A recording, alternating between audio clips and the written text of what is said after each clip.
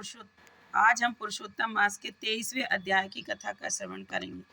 पुरुषोत्तम भगवान की जय। 23वां अध्याय। राजा धनवा मुनिश्रेष्ठ, पुरुषोत्तम मास दीपदान का फल है, दुआ करके मुझसे कहो।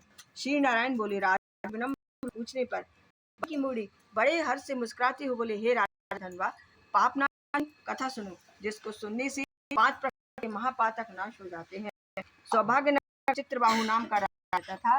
वह सत्य प्रतिज्ञ, महाबुद्धि, शूरवीर, क्षमाशील, धर्मों को जानने वाला, रूप दया से पूज्य, भगवान का कथा सुनने में अपनी पत्नी में रखने वाला, पशु से युक्त चतुरांगिनी से को वेद के समान था।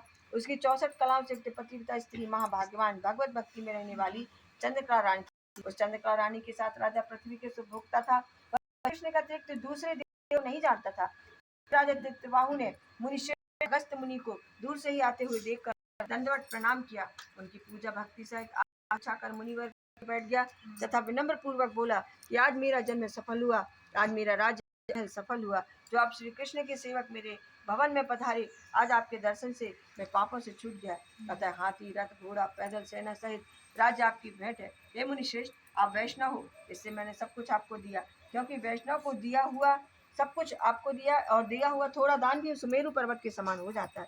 जो पुरुष दिन भर में कौड़ी भर शाक अथवा उत्तम अन्न वैष्णव ब्राह्मण को नहीं देता, उसका वह दिन निष्फल होता है, ऐसा वेद वेदताओं का कहना है। जो कोई ब्राह्मण आदि विष्णु भक्त हो, वे पूजनीय योग्य हैं। उनका वाणी, मन और कर्म से सत्कार करना चाहिए, ऐसा ऋषिगण आचार्य गौतम मुनि सुमत ने मुझसे कहा था। अब जब सूर्य उदय न हो, तब तक तारों की दृष्टता को देखकर इसी प्रकार जब तक वैष्णव विप्र नहीं आवे, तब तक अन्य ब्राह्मणों की छटा नहीं रहती। अगस्त जी बोले, हे चित्रबाहु, तू सब प्रकार से धन्य है, तेरी यह सब प्रजा भी धन्य है, जो तुम जैसे वैष्णव प्रजा की रक्षा करते हो। जिस राज्य का राजा हरि भक्त न हो, उस राज्य में नहीं रहना चाहिए। इसलिए वैष्णव रहित राज्य में रहने से वन में रहना अच्छा है। जैसे नेत्रहीन शरीर, पति के बिना स्त्री और निरक्षर ब्राह्मण निंदनीय है, वैष्णव रहित देश निंदनीय है। जैसे दांत बिना हाथी, पंख बिना पक्षी, दशमी विद्या, द्वादशी एकादशी होती है, वैष्णव बिना राज्य है। जैसे कुछ रहित, तिल के बिना तर्पण, उनका के लिए होती, वैसे राजा है। जैसे वाली विधवा, धन रहित व्रत करने वाला और ब्राह्मण वाला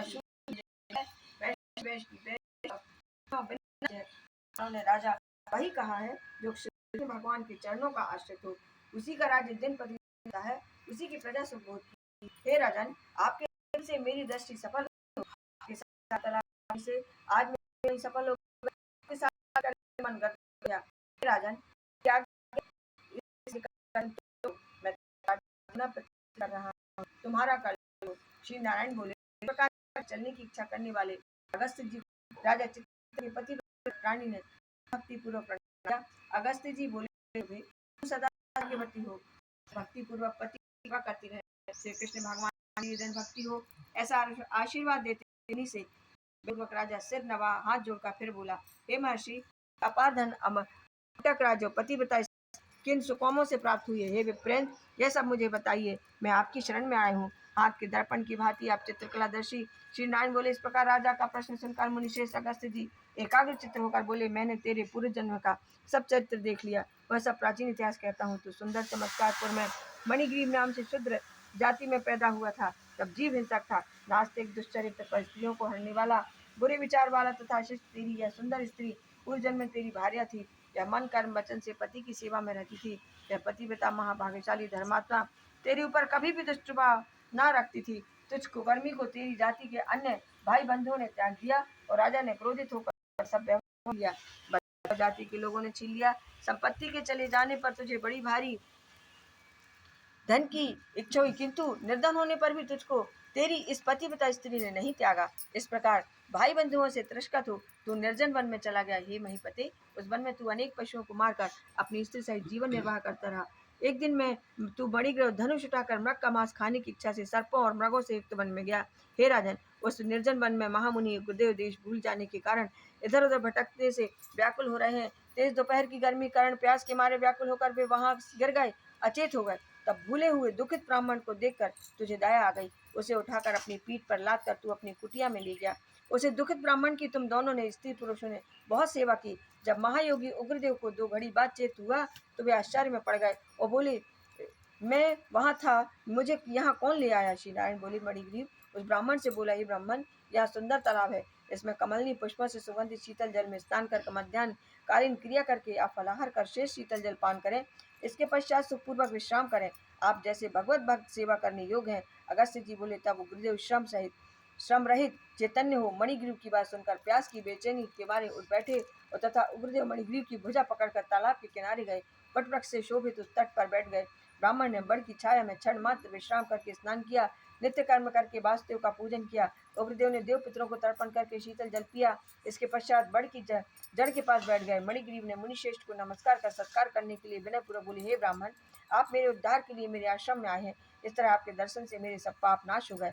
फिर मणिग्रीव ने बड़े प्रेम से अपनी स्त्री से कहा, हे सुंदरी, जो आश्रम में स्वादिष्ट पके हुए आपके आम्र आदि के फल हों उनको जल्दी लाओ, देर मत करो, और भी जो कुछ कंदमूल फल हों उनको भी ले आओ। अपने पति के ऐसे वचन सुंदरी ने आम्र के फल कंदादि लाकर बड़े हर्ष से ब्राह्मण के आगे रख दिए। मणिगिरी फिर मुनिश्रेष्ठ से बोले, हे ब्राह्मण, फलों का अंगीकार कर आप हम दोनों स्त्री पुरुषों को कृतार्थ करें। उग्रदेव बोले, अरे भाई, मैं तुमको नहीं जानता, तुम कौन हो? अतः तुम पहले मुझे अपना परिचय दो, क्योंकि बुद्धिमान ब्राह्मण बिना जाने किसी को कुछ नहीं खाते हैं। मणिग्रीव बोला, हे दूसरा साधु, मैं जाति और भाई बंधुओं से त्यागा हुआ मणिग्रीव नाम का शूद्र हूँ।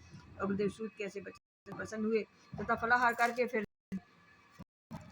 पिया सुख से बैठ ब्राह्मण के दोनों चरणों को गोद में रखकर मणिग्रीव दावत हुआ बोला, हे मुनि, इस नरक भयावह दुष्ट वन में होकर आपको कहां है? उग्रदेव जी बोले, शुद्ध मैं ब्राह्मण हूँ, प्रयाग जाना चाहता हूँ। इस समय जाने से इस महाभयंकर भटक कर आ गया। यहाँ प्यास चैनी और कारण में मरणासन हो गया। उसको तूने दान दिया, बताओ मुझे क्या दो? हे मणिग्रीव, तुम दोनों पुरुषों ने क्यों लिया और वह दुख मैं करूंगा। अगस्त्य जी इस प्रकार उग्रदेव मनोहर कर अपनी सामने की प्रार्थना कर रूपी समुद्र से के लिए मणि अपने कर्म फल करने लगा। 23वां अध्याय। बोलो उत्तम भगवान की जय। मात हर महादेव काशी विश्वनाथ।